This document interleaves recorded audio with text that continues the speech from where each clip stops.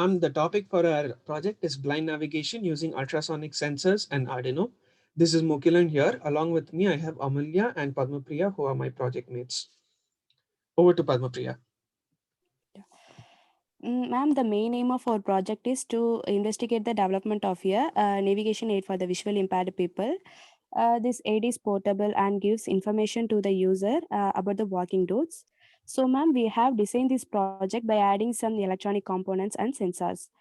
So, by the help of these components, we will able to find the presence of obstacles for a range of 2 to 200 centimeter. With this modern technology of both hardware and software, it has become easier for the visually impaired people to walk through. And ma'am, coming to the components that we will be using in our project are 3 ultrasonic sensors, 3 vibrators, 3 relays, a potentiometer, a buzzer, a breadboard, and an Arduino Uno microcontroller.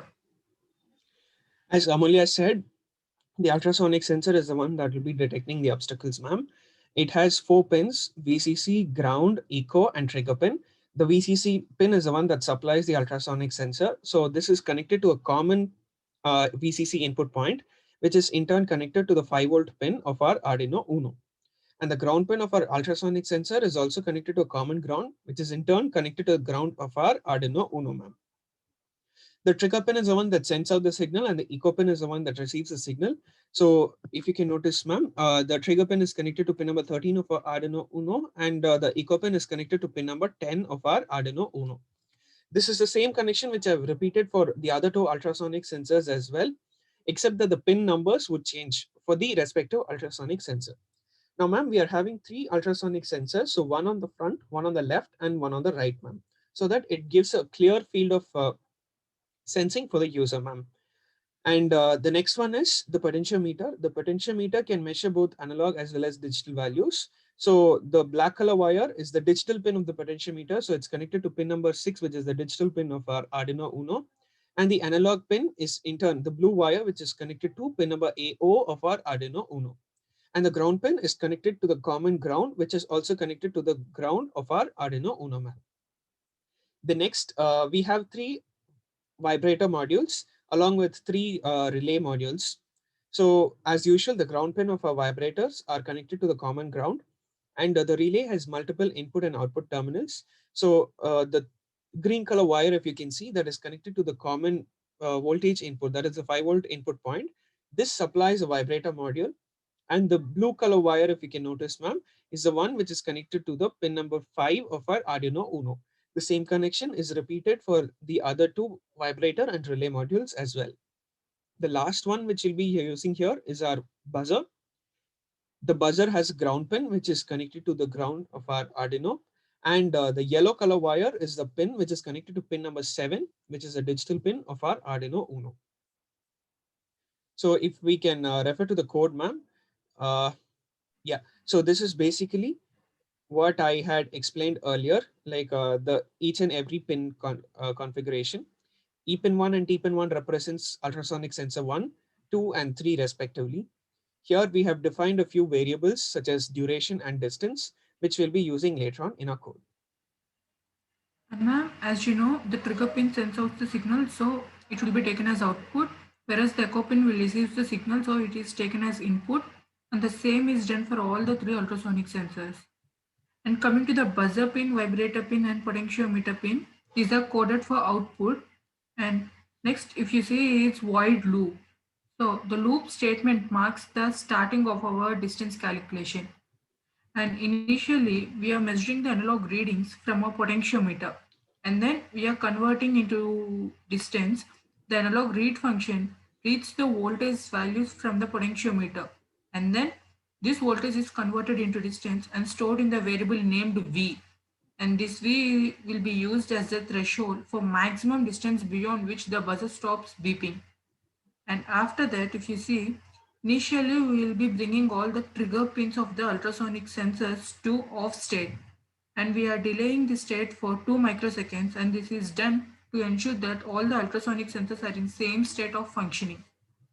Now we are setting the trigger pins too high so that the ultrasonic signal is sent forward from the sensor, and this will be maintained for 10 microseconds.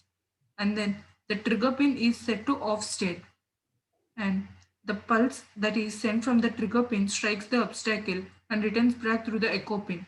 Using the pulsing function, we'll obtain the time by the wave, and the same and the same process will be repeated for the other two ultrasonic sensors also. Yeah. After that, distance is calculated by using the formula distance equal to duration into speed of sound in air divided by 2, where speed of sound in air is equal to 0.034 centimeter per microseconds. Ma'am, we dividing 2 because we measure the time of the wave that travels back and front to the sensor. Once the distance is calculated, we use set of if-else statements for the obstacle reduction. Accordingly, if the calculated distance is less than V, which is our reference distance, the vibrator turns high and the buzzer is also activated. Ma'am, we have added a special features such that each buzzer sounds with a different tone so that the user is easily able to identify the direction of the obstacle. If the distance is greater than V, then the vibrator turns off. The same is repeated for distance 2 and distance 3, which correspond to the respective ultrasonic sensors. So, ma'am, our entire project is highly cost effective and the components can also be easily procured, which makes it very useful and easily available source of support for the needy people. Ma'am, right now I'm running a simulation of our project. So if you can see, the distance is around 53 centimeters. So initially I've set the potentiometer to very low. So the ultrasonic sensor does not consider this as an obstacle. Whereas if it is lesser than 30, which is our range, you can see the buzzer is beeping and the vibrator is also vibrating. Ma'am, since this is a recorded video, you won't be able to hear the audio, but I'll be attaching a link for it so you can check it yourself. And the same thing happens for the other two sensors as well. If the distance is lesser than 30, you can see the buzzer and the corresponding vibrator vibrating, ma'am. So, ma'am, as I told you earlier, this will recognize only 30 centimeters initially, but if I increase the range of this potentiometer to high, even at a distance of greater than 30 centimeters, you can see the buzzer is vibrating, ma'am. So you can see all the three vibrators are vibrating because I've increased the range of this potentiometer.